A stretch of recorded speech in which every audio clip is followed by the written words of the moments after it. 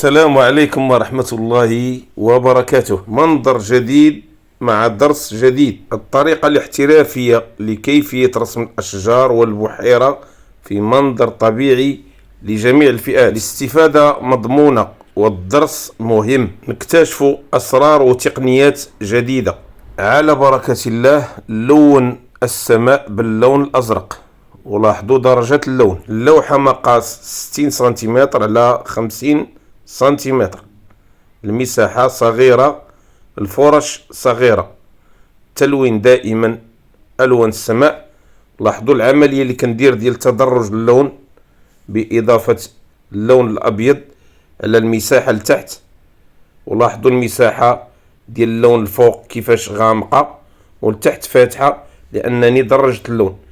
في البحيرة لتحت غادي نبدل درجة اللون بإضافة البنفسجي والأزرق باش يتقوى اللون، واستعملت الماء هنا باش نخفف اللون وندير التدرج ديالي بسهولة، لأن الصباغة مني كتخف كيسهل عليها التدرج والإدماج.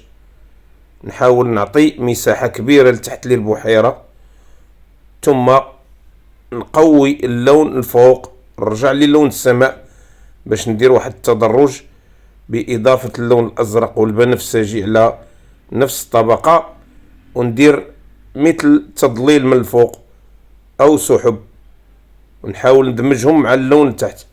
لاحظوا كيفاش بان تغير اللوني من الفوق غامق لتحت فاتح، وهذا التدرج هو اللي بغيته في رسم لون السماء.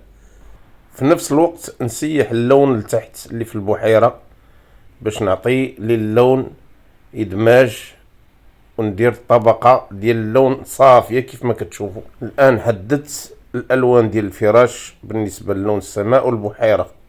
نبدأ في التخطيط ديال المنظر. غنحاول نخطط تلال على مستوى خط الأفق مباشرة مع لون السماء. الحدود ديال التلال فارقة ما بين لون السماء ولون البحيرة. لاحظوا المساحة ديال التلال لتحت غتكون كل أشجار، سلسلة من الأشجار لتحت. تخطيط سهل كيف ما كتشوفوا. نحاول نحدد المعالم ديال الأشجار وديال العناصر ديال المنظر. نبدأ في تلوين السحب. اللون بنفسجي، لاحظوا بنفسجي درت فيه الأزرق تيركواز اللي كاين في لون السماء، والأبيض والبنفسجي عطى هاد الدرجة. ونحاول بفرشاة الأنجلو نصنع الموتيف ديال السحب. لاحظوا العملية. ودائما كنقول لكم أحبابي ملاحظة ديال رسم السحب، لأنني كنعرف بأن أغلبية الأحباب ما كيتقنوش هذا الرسم ديال السحب، والعملية راه ساهلة كيف ما كتشوف. خربشات بالفرشاة، ونحاول نغير اللون من مرة إلى أخرى بدون ما نغسلش الفرشاة ديالي، لأن الفرشاة ضروري خاصها تهز من هذا اللون من هذا اللون، وبالتالي كنحاول نحقق الإدماج في عملية الضرب. مني كنباشر الضربات ديال الموتيف ديال السحب كيبدا يتدمج اللون، وفي نفس الوقت كيتصنع الموتيف ديال السحب. ولاحظوا العملية. حاولوا ما أمكن تركزوا مع عملية اليد كيفاش كتخدم الموتيف ديال السحب. نتمنى من الله تكونوا مركزين في هاد الضربات، لأنها ضربات مهمة، وهي كما يقال سهل ممتنع. سهل بسيط، ولكن كيبغي شوية تركيز شوية الملاحظة. لاحظوا العملية ديال الضربات. أحيانا كندمج الصباغة بالأصبع ديالي باش ندخل اللون في اللون، وفي نفس الوقت يكون عندي واحد ليفي بالنسبة للسحب.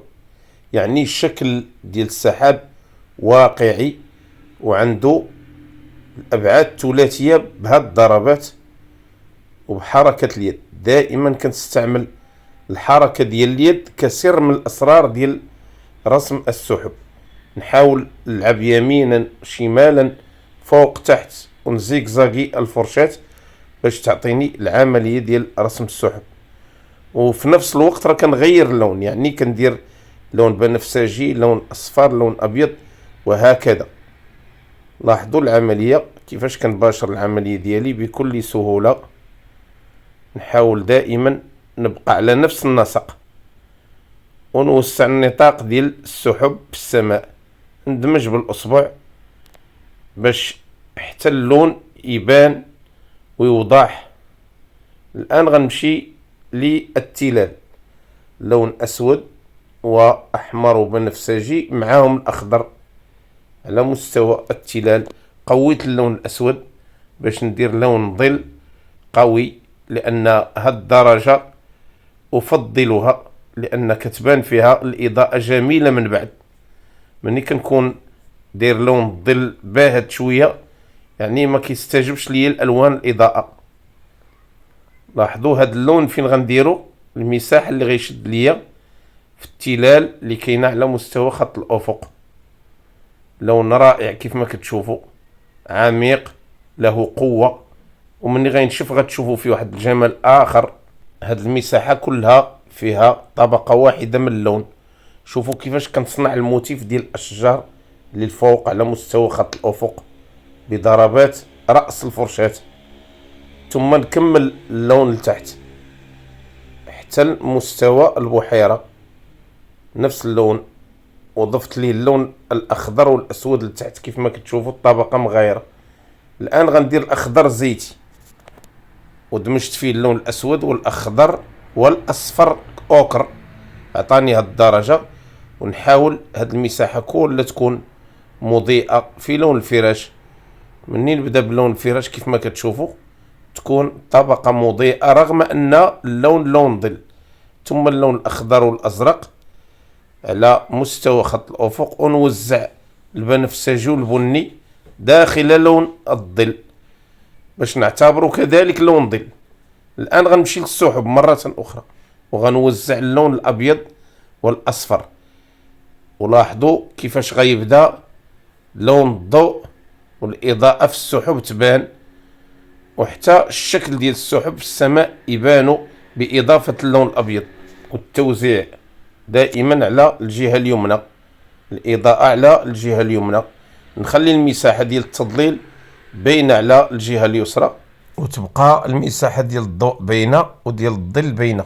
بالتالي كنحقق الابعاد الثلاثية في السحب. الان اللون الاصفر ضفته على السحب اللي كاينه مباشرة فوق خط الافق على اقصى اليسار، وهكذا نبدا نوزع في اللون الابيض مع الاصفر، خفيف الاصفر يعني دمجته مع اللون الابيض. الاصفر والابيض عطاني درجة خفيفة للاصفر، ونديرها في السحب كاضاءة لان الالوان هنا متنوعة في السحب، انعكاسات ديال المنظر الطبيعي.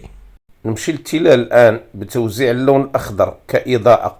نبدا على اقصى اليمين، ندير حشائش واشجار بعيدة على التلال باللون الاخضر. لاحظوا الاخضر تقريبا بحال الزيتي، ضفت ليه الاصفر والابيض.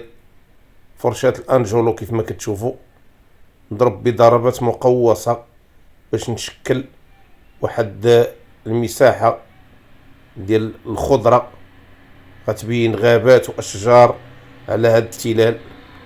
ولاحظوا الشكل ديال الضربات كيف ما كتشوفوا.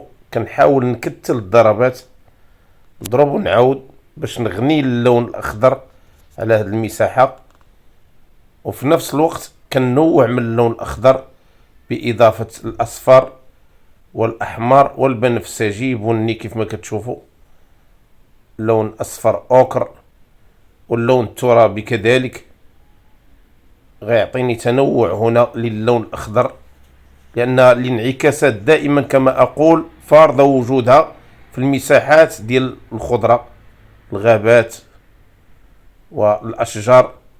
لاحظوا هنا اللون البني اللي درت فيه البنفسجي، ونحاول ندخله مع اللون الاخضر لان فيه واحد النسبة من اللون الاخضر. الانعكاس دائما فارض وجوده في المناظر الطبيعية. هنا غنخفف اللون البنفسجي والاخضر والاحمر باش ندير كذلك اشجار بالوان اخرى. ضروري ننوع من اللون مع الحفاظ على اللون العام اللي هو الأخضر. في كل تغيير للون نضيف اللون الأخضر باش يعطيني نفس العائلة ديال الألوان. ولاحظوا هنا اللون الأصفر كريم ضفت لي كذلك نسبة من اللون الأخضر باش يبقى كيميل دائما للون الأخضر. واللون الأخضر هنا راه عاطي لي انعكاس على هذه المساحة. وغادي تلاحظوا في الاخر مني غنسالي هاد التلال كيفاش كتلقى الالوان مترابطه لها، يعني نفس النظره مع اختلاف الالوان، لان لون واحد كيدخل في التركيبه ديال جميع الالوان اللي هو الاخضر. هنا اللون الاصفر اوكر ضفت لي اللون الاخضر شيء من الاخضر.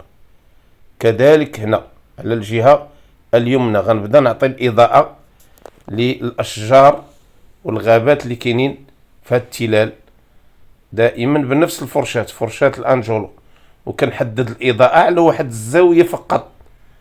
تبقى الالوان الاولى اللي درت ما نغمقش على ديك الالوان الاولى، لان هنا فين كاين السر مني كيكون التدرج اللوني كتبان الصورة وكيبان المنظر واقعي. نضيف اللون الابيض الان باش نعطي اضاءة على اقصى اليمين، بالتالي بدات كتبان الغابات والاشجار على التلال. غندير لون ترابي درت فيه الاحمر والاسود والاصفر والابيض عطاها الدرجه. لاحظوا اللون ترابي رائع غنوزعه في التلال لان هناك تراب كذلك في هذا التلال غادي يغني الالوان.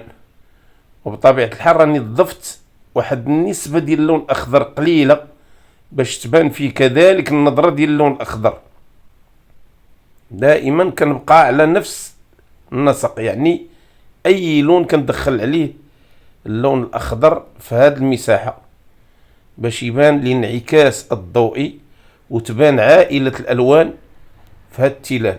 اللون الابيض الان غنضيفه على اللون الاصفر ونضيف عليه اللون الاخضر بدوره، ونبدا نوزعه في مساحات تما ونشكله في اشكال مربعه ومستطيله باش يبانوا ليا كانهم حقول في التلال بنفس الفرشاة الأولى اللي كنت خدام بها اللي هي فرشاة الأنجولو. نحاول نخفف اللون مرة أخرى بإضافة الأخضر والأبيض، وكذلك توزيعه لتحت على سفح هذا التلال. نغير من اللون الأخضر مرة أخرى بإضافة الأزرق على الأخضر، نمشي المساحة المظلمة كذلك نعطيها شيء من الخضرة. والتوزيع دائما متنوع في الالوان باش نغني هاد التلال ويبان فيها تنوع. تلال فيها تراب، فيها خضره، فيها اشجار، فيها حصى، رمل. لاحظوا الان كيفاش غنبدا الرسم في اشجار بعيده وغابات بضربات خفيفه. ضفت اللون الاسود والاخضر مع البني باش ناخد دائما نفس التركيبه ديال اللون، ما نفوتش النطاق اللي خدام فيه بالنسبه لدرجه اللون. غندخل اللون الاسود في الغابات ونعطيه مساحه، يعني غنحدد فين غنضرب الضربات باش نرجع ليه من بعد وندير فيه لون الضوء. لاحظوا هذا اللون اللي فيه الاخضر والاسود مع البني كيفاش عطى هذه المساحه وكيفاش غيبدا يكون ليا في الاشجار والغابات اللي كاينه في هذا التلال بفرشاة الانجولو مرة اخرى. وهذه الفرش راه صغيرة جدا، لاحظوا عندي الارقام تتراوح ما بين 6 5 4 2 وهكذا. لاحظوا الضربات ديال الغابات والاشجار اللي كندير فوق التلال باش نغني هذا التلال بالعناصر الطبيعية، لان لما درتش هاد الغابات وهذا الموتيف ما غاديش نعطيها الواقعيه وما غنحددش ليها العناصر اللي فيها. بالتالي خصني نغني المنظر الطبيعي ديالي. وانتم كذلك حاولوا ما امكن المناظر الطبيعيه ما ديروهاش جافه من العناصر، حاولوا تكثروا مثلا الاشجار والجذوع باش يبان المنظر الطبيعي غني. بالتالي تحير العين في النظره ديال المنظر الطبيعي، يكون هناك إعجاب وزاوية رؤية جميلة. نوزع اللون الأبيض والأصفر كإضاءات بالنسبة للتلال وبالنسبة للمروج اللي كاين في التلال. وكذلك اللون الأصفر. الآن غادي نخرج على نطاق اللون الأخضر. التركيبة ديال الألوان كتكون في الأول في الفراش. الآن هاد الإضاءات غتكون منعزلة، يعني اللون أصفر وأبيض فقط باش يعطيني الإضاءة في المنظر، وكذلك يغني لي التركيبة ديال اللون الأخضر. لاحظوا التوزيع ديال اللون الأبيض عطى إضاءة وحيالية، حتى هاد التلال بينها وعطى إضاءة. غنحاول نمشي على الزوايا اللي فيهم الأشجار. وما تنساوش دائما وانتم كتمتعوا بهاد الضربات وهاد التقنيات الرائعة، اشتراك في القناة والضغط على زر لايك وتفعيل زر الجرس ليصل لكم دائما جديد قناة مصدق رسم. ولاحظوا الآن كيفاش غنبدأ نخفف في اللون الترابي بإضافة الأبيض والأصفر باش نعطي كذلك مساحة للون الضوء في المساحة ديال التراب في هاد التلال. نحاول التنويع ديال اللون كيلعب دور في الجمال ديال المنظر وفي واقعية المنظر. الانعكاسات الضوئية كما أقول فارضة وجودها جميع المناظر الطبيعية. الآن كنوزع في اللون الترابي، ضفت ليه اللون البنفسجي. لاحظوا كيفاش كنوع من اللون الترابي، درجات اللون الترابي في هذا المنظر.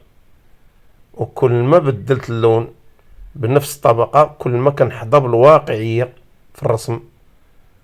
لاحظوا كيفاش كنوزع لون الإضاءة الآن في الأشجار اللي درت الغابات باللون البنفسجي والترابي، يعني اللون الأحمر والأسود والأبيض والأصفر مع البنفسجي، وكذلك اللون الأخضر، ونضيف عليه الأبيض باش نبدا ندير سلسلة ديال الأشجار هنا مترابطة كتبان على رؤوس التلال وتبان ليا غنات ليا المنظر والمساحة. وكذلك أشجار في المقدمة ديال التلال تحت في السفح، ونبدا نوزع دائما في المنظر هاد الأشجار وكذلك التنويع ديالها.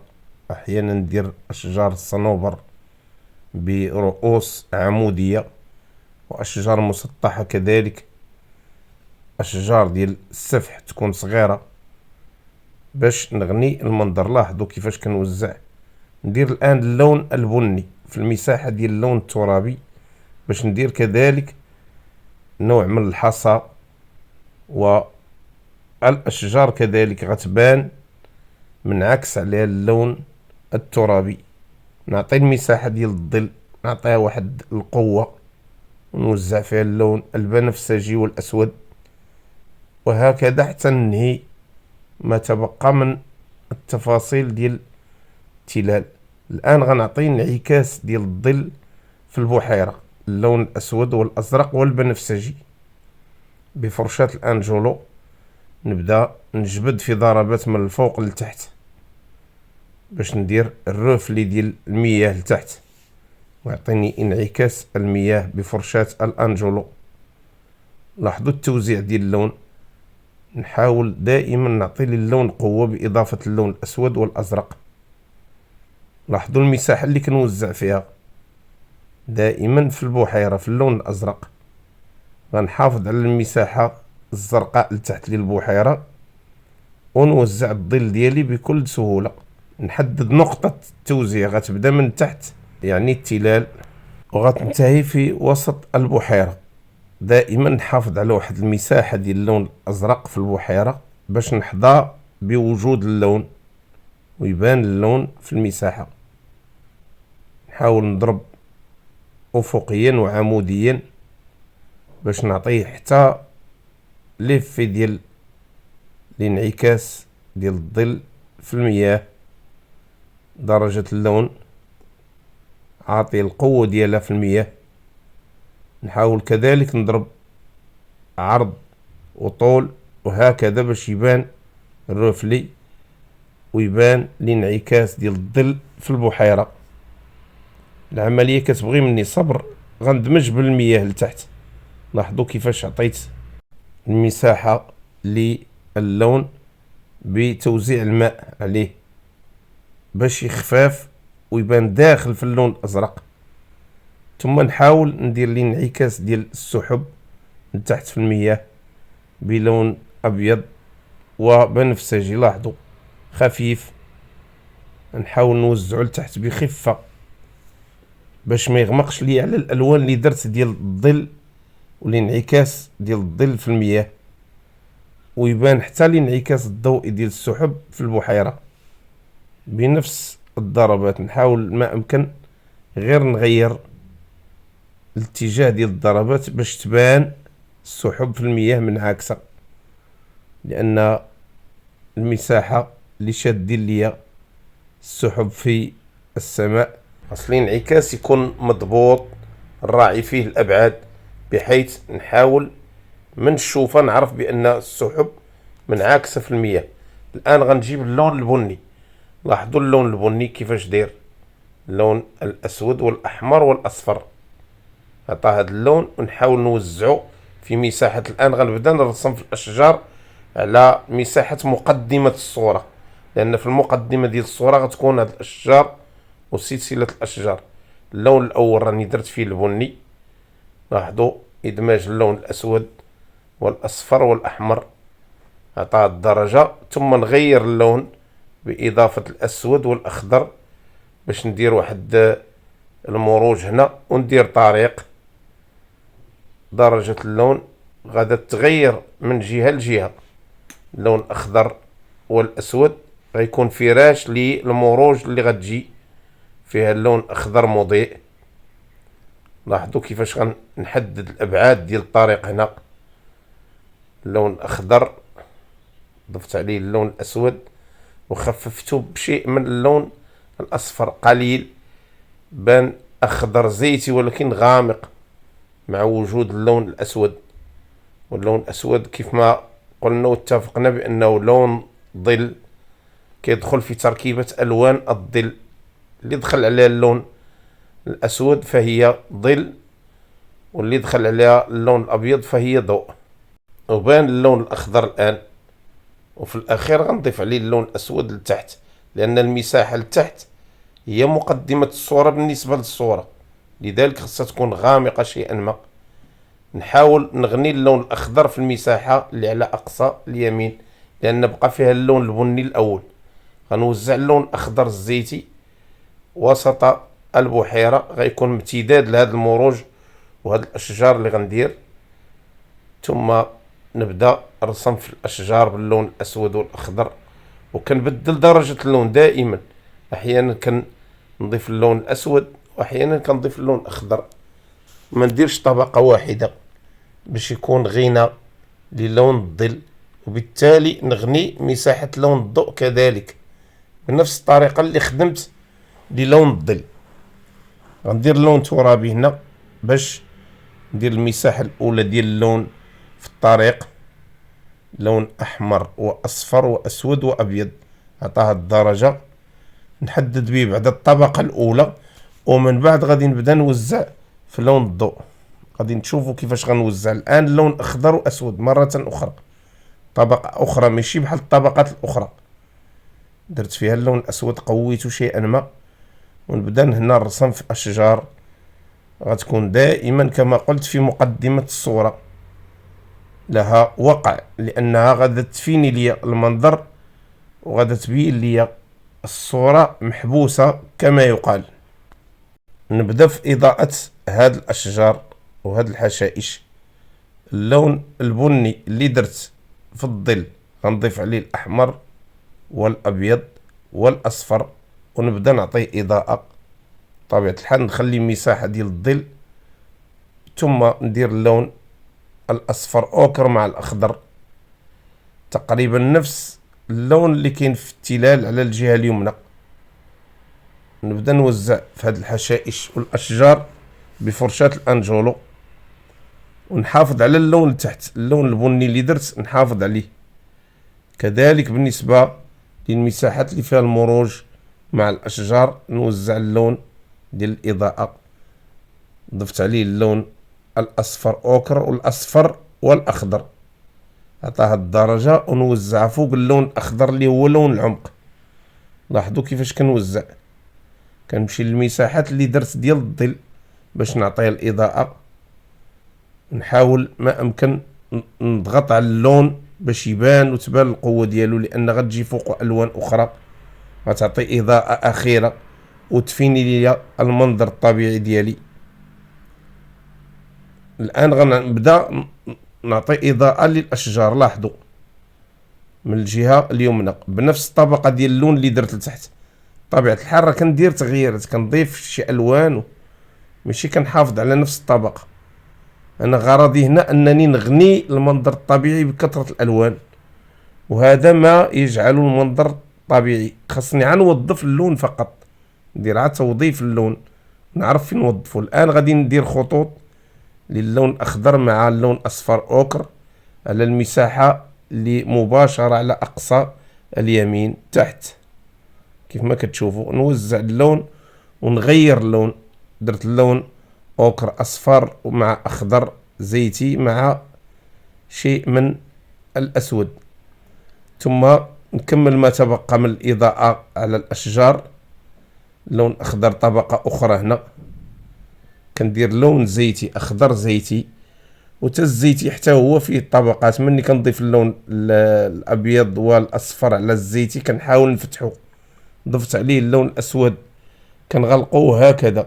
نحاول نلعب باللون الأخضر في هذه المساحات، نعطي إضاءة للكتلة ديال المروج لتحت اللي شادة في البحيرة، وندير شجيرات بالجوانب باش نغني الأشجار، لأن هذه كلها أشجار غادا تكون في مقدمة الصورة، عاطية للمنظر واحد الهيبة، عاطية جمال.